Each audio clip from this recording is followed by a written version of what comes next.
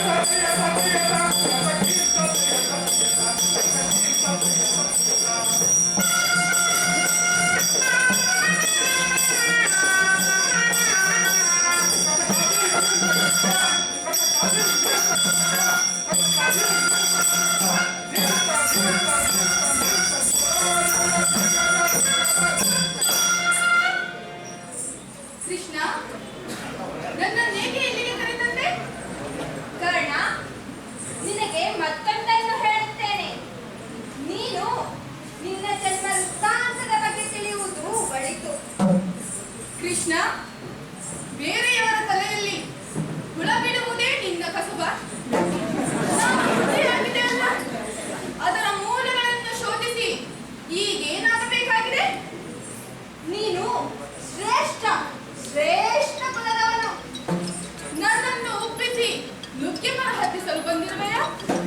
ಕುಲದ ಶ್ರೇಷ್ಠತೆಯಿಂದ ನನಗಾಗಬೇಕಾಗಿರುವುದು ಏನೂ ಇಲ್ಲ. ನೀನು ಸೂತ ಪುತ್ರ ಅಲ್ಲ ಎಂಬುದನ್ನು ತಿಳಿಸುವುದಕ್ಕೆ. ಮಾರಾಯ, ನಾನು ಯಾರ ಮಗನಾದರೂ ಒಬ್ಬ ತಾಯಿಯಲ್ಲಿ ಹುಟ್ಟಿರುವುದು ನಿಜ ತಾನೆ? ಈ ನಿಜದ ಮುಂದೆ ಎಲ್ಲವೂ ನಶ್ವರ.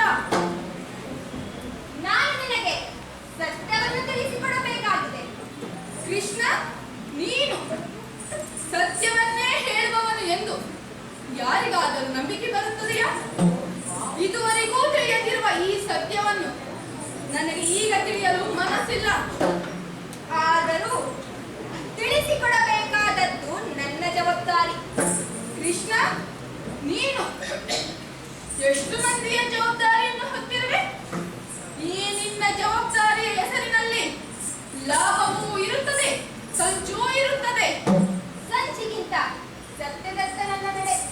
ಅನುಮಾನ ಬೇಡ. ಕೇಳು ಕರ್ಣ, ನಿನ್ನ ಹುಟ್ಟಿನ ಬಗ್ಗೆ. ನಿನ್ನ ತಾಯಿ ಕುಂತಿ, ತಂದೆ ಸೂರ್ಯದೇವ, ಪಾಂಡವರು ನಿನ್ನ ಸಹೋದರರು. ಸಿಂಹಾಸನವನ್ನೇರಬೇಕಾದವನು ನೀನು. ತಾಯಿ ಕುಂತಿ, ತಂದೆ ಸೂರ್ಯದೇವ. ಓಹೋ, ಪಾಂಡವರು ನನ್ನ ಸಹೋದರರು. ಸಿಂಹಾಸನವನ್ನೇರಬೇಕಾದವನು ನಾನು. ನಾನಾಗಲೇ ಹೇಳಿದೆ, ನನ್ನನ್ನು ನುಗ್ಗೆ ಮರ ಹತ್ತಿಸಬೇಡ ಅಂತ. ಸಿಂಹಾಸನವು ಭೂಪಶವನ್ನು ಕಳೆದುಕೊಂಡು ತೂಗಾಡುತ್ತಿದೆ.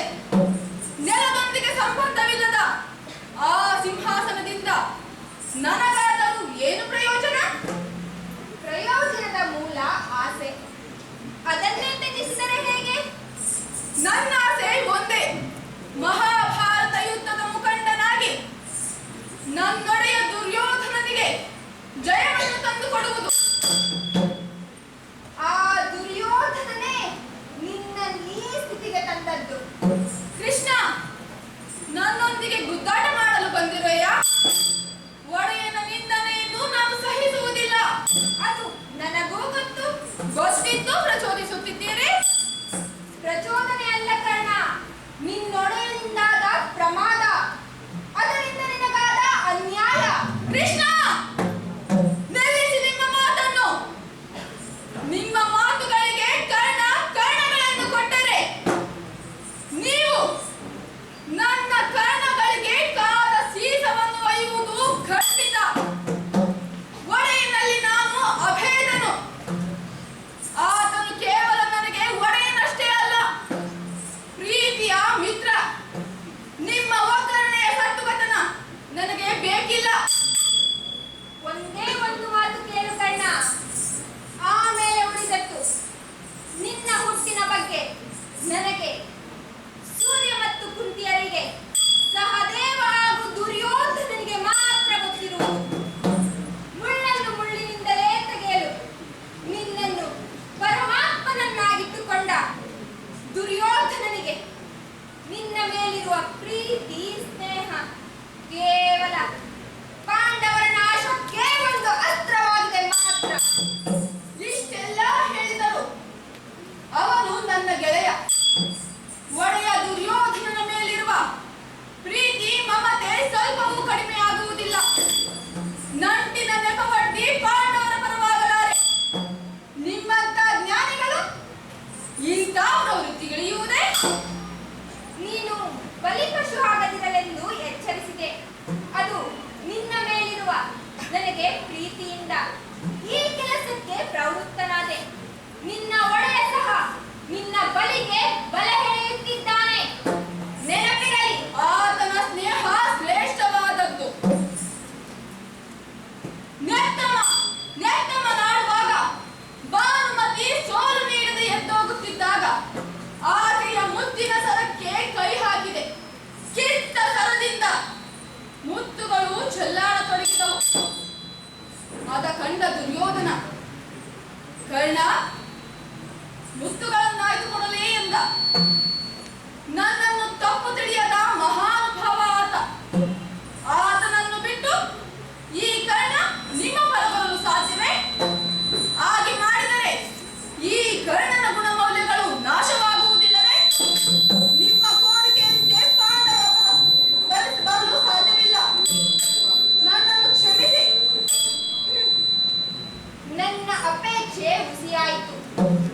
ನಾನಿನ್ನು ಹಿಂದಿರುಗಿ ನಡೆಯುತ್ತೇನೆ. ನಿನಗೆ ಒಳ್ಳೆಯದಾಗಲಿ. ನಾನು ಮುಂದಿನ ದಾರಿಯನ್ನು ನೋಡುತ್ತೇನೆ.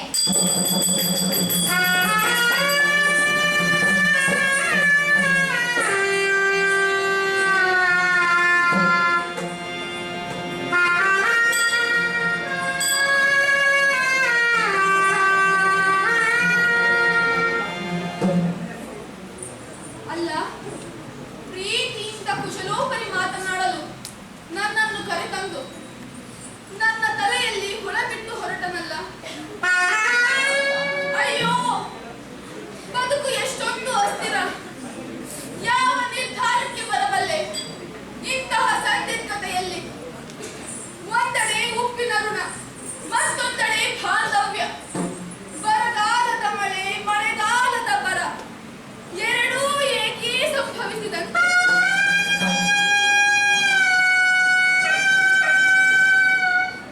ಪ್ರೀತಿಯ ತೋರುತ್ತಾ ವಿಷವನ್ನುಣಿಸುವ ದುಸ್ಥಿತಿಗೆ ಒಳಗಾದೆನಲ್ಲ. ನಾನು ದುರ್ಯೋಧನನಿಗೆ ದ್ರೋಹ ಬಗೆಯುವುದೇ ಸಾಧ್ಯವಿಲ್ಲ. ಅದೆಂದೂ ಸಾಧ್ಯವಿಲ್ಲ. ಸಹೋದರರನ್ನು ಕೊಲ್ಲುವುದಾದರೂ ಹೇಗೆ? ಒಡೆಯನಿಗೆ ದ್ರೋಹ ಬಗೆಯುವುದಾದರೂ ಹೇಗೆ? ಕೃಷ್ಣ ನನ್ನ ಮನಸ್ಸನ್ನು ಉಯ್ಯಾಲೆಯನ್ನಾಗಿ ಮಾಡಿಟ್ಟು ಹೋದ. ಇನ್ನು ನನ್ನ ಮನಸ್ಸಿಗೆ ಸ್ಥಿರತೆಯನ್ನು ಕಂಡುಕೊಳ್ಳುವುದಾದರೂ ಹೇಗೆ? ಯಾವ ನಿರ್ಧಾರಕ್ಕೂ ಬರಲು ನನಗೆ ತೋಚುತ್ತಿಲ್ಲ. ಬಾಂಧವ್ಯ ಬದ್ಧತೆಯನ್ನೇ ನುಂಗುತ್ತೀಯಲ್ಲ. ಸಾಧ್ಯವಿಲ್ಲ. ಅದೆಂದೂ ಸಾಧ್ಯವಿಲ್ಲ.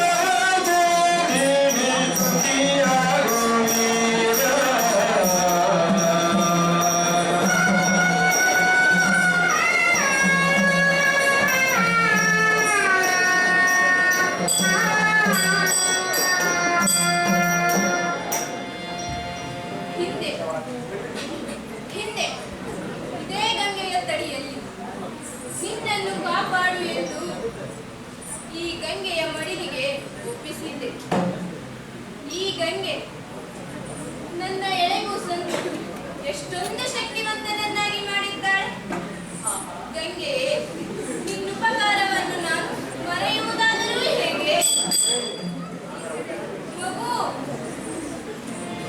ಬಹುಕರ್ಣ ಬಹುದಿನದ ಬಯಕೆ ಫಲಿಸಿತಮ್ಮ ಬಯಸಿದಾದರೂ ಜನವು ಲಭಿಸಿತಮ್ಮ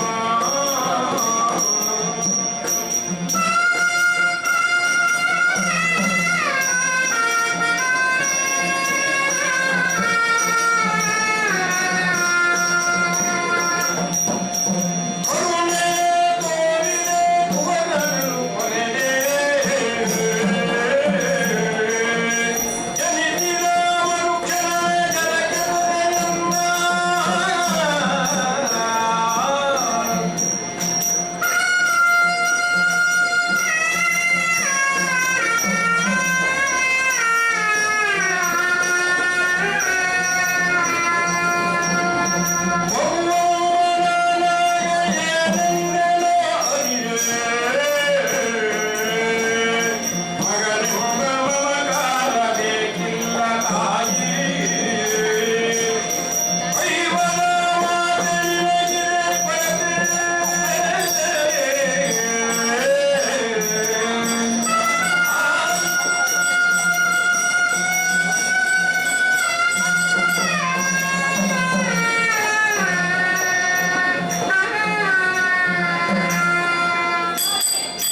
ನೀವು ನನ್ನ ಭಾಗ್ಯದಂತೆ ಬಂದಿದ್ದೀರಿ. ಇಲ್ಲಪ್ಪ, ನಾನು ನಿನ್ನ ಭಾಗಕ್ಕೆ ದೌರ್ಭಾಗ್ಯ. ಹಾಗೇಕೆ ಹೇಳಿದಿರಿ ಮಾತೆ? ಬಂದ ಕಾರಣವನ್ನು ಬೆಸಸಿರಿ. ಯಾವ ಬಾಯಿಂದ ಹೇಳಲಿ ಮಗನೇ? ಹೊಂದಲಿ ಕಲ್ಲದ ಬರಲು ಕುಂತಿ ಎಂಬಂತಾಗಿದೆ ನನ್ನ ಸ್ಥಿತಿ.